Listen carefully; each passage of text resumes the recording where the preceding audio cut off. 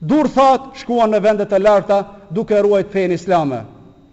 Prandaj edhe ky sistem, edhe kjo metodë, edhe ky gradualitet në praktikimin e islamit, unë mendoj dhe e shoh të arsyeshme që duhet të prezantohet në Kosovë dhe në vendin tonë se rinia kosovare, populli kosovar, vajzat Kosovës, vajzat tona, motrat tona jenë të zhytura, edhe rinia jonë jenë të zhytura në mëkate të mëdhaja, jenë të zhytura në gjunahe të mëdhaja, jenë të zhytura në krime të mëdhaja, në vepra të mëdhaja që janë të ndaluara.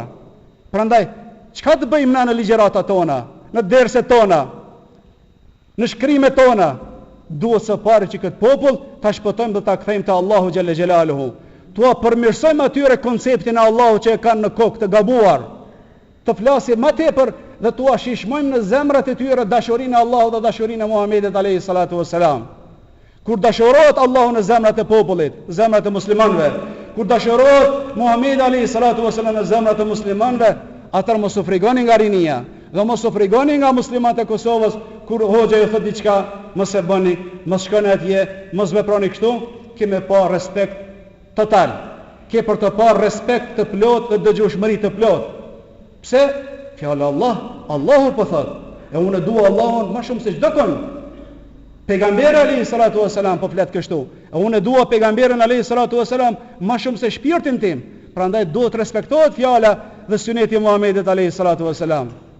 Por kur rinia Kosovës, rinia jon, xhamati ynë është nuk ka dituri të plot, nuk ka njohuri të plot rreth Allahu xhaleshanu dhe rreth Muhamedit alayhi salatu wasalam, atëherë dhe na shohim mos respekt dhe shohim rebelim në xhamatin ton, në rinin ton, rebelohen ndaj fesë islame, largohen nga dini islam, i shpallën luftë haptazi imamit apo xhamatit të xhamis, bëjnë vepra të ndaluara haptazi sepse janë popull jo i përgatitur. Prandaj po referohem përsëri, duke pas parasysh lehtësimin e fesë islame, që është fe e lehtë dhe që është fe praktike, tolerante, që nuk ka kompleksitet, nuk ka problem për ta kuptuar këtë fe, nuk ka vështirësi për ta praktikuar këtë fe. Këta janë këta karakteristikat e përgjithshme të islamit që sot na duhet të promovojmë dhe të flasim popullit ton me qëllim që t'u shishmojmë në zemrat e tyre dashurinë e kësaj feje dhe dashurinë e Kur'anit dhe dashurinë e Muhamedit alayhi salatu wassalam. Për aspekteve që kjo fe është fe e lehtë, dini islam nuk e ka ngarkuar njeriu sa smundet dhe nuk ka kërkuar nga njeriu, nga robi apo nga muslimani disa obligime që janë jashtë forcës së tij apo mundësive të tija personale.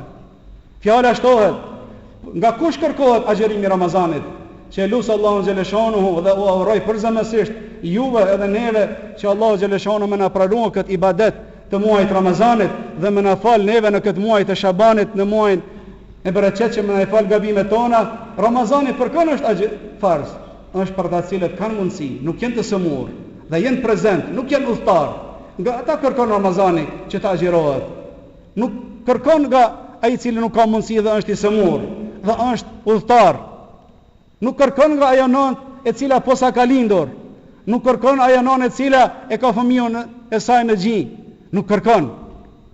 Zeqati nga kush kërkohet? Kërkohet nga ata cilët kanë mundësi dhe i kanë përmbush kushtet e dhënies së zeqatit.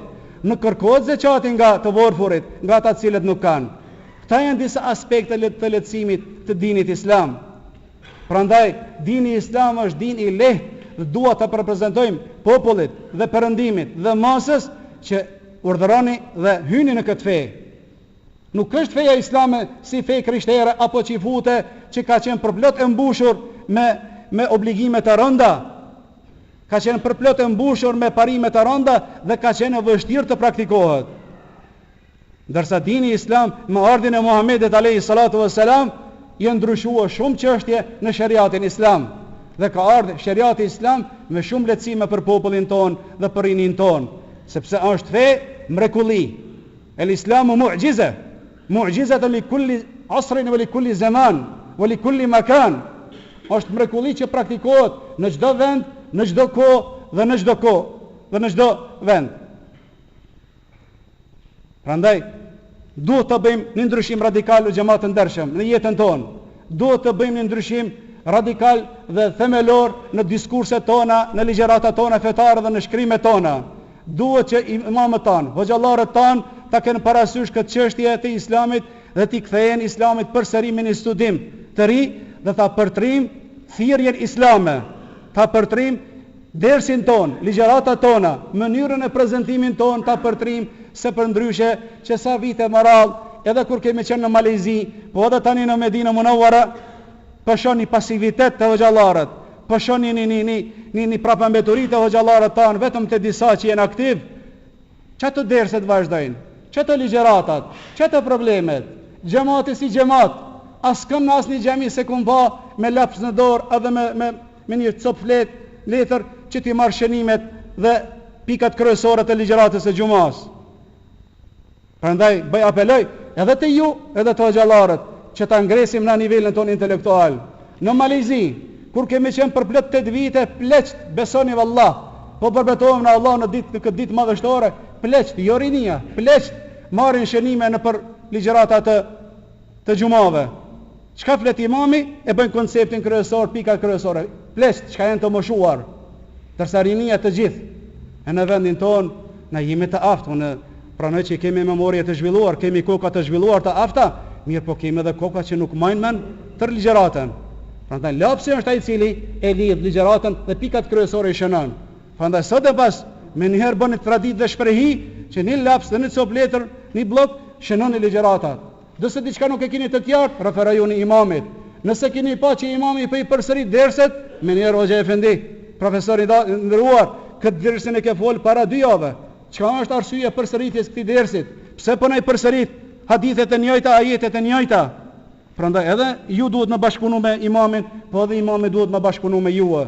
Kësaj na vëllezër të ndershëm, mundemi mi thon Evropës, jo me luftu fejen.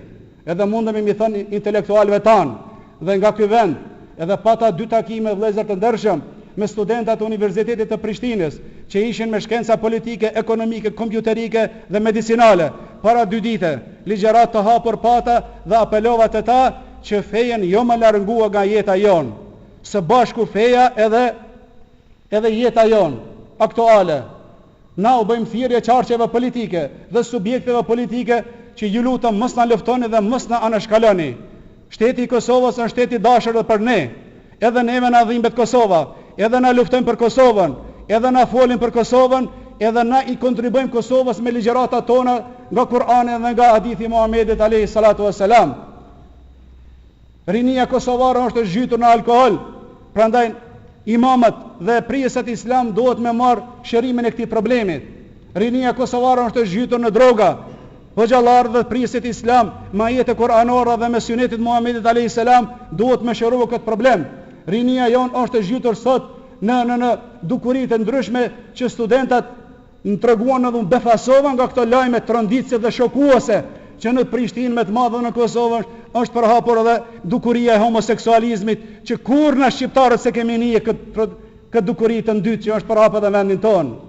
Prandaj si shpëtohet ai rini, qofshin vajza apo djem, shpëtohet kur na flasim për çështjen e etikës dhe të moralit, kur bëjmë një ndryshim dhe një urë të dialogut lidhje me ta dhe zhvillojmë tubime të shpeshta, mbledhje të shpeshta dhe u asqarojmë atyme që kjo rrugë që sot e ka përëndimi, ka shkon në humbje çështjen e moralit dhe të etikës, ajo rrugë nuk është e dobishme për Kosovën.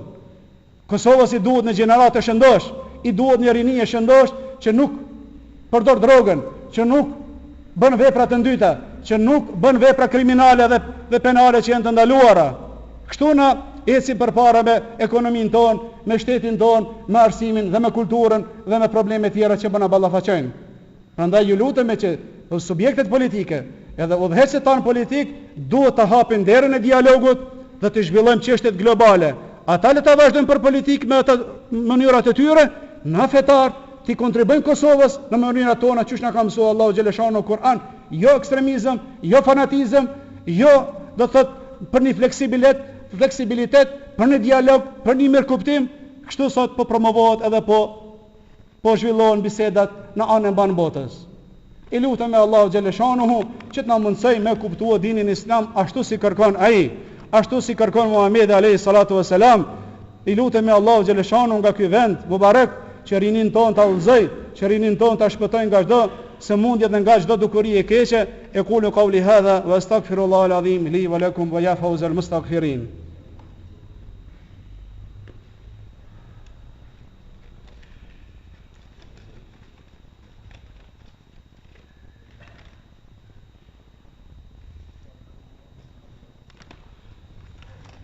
الحمد لله حمدا كثيرا كما أمر وأشكره وهو الذي وعد المزيد لمن شكر. عباد الله اتقوا الله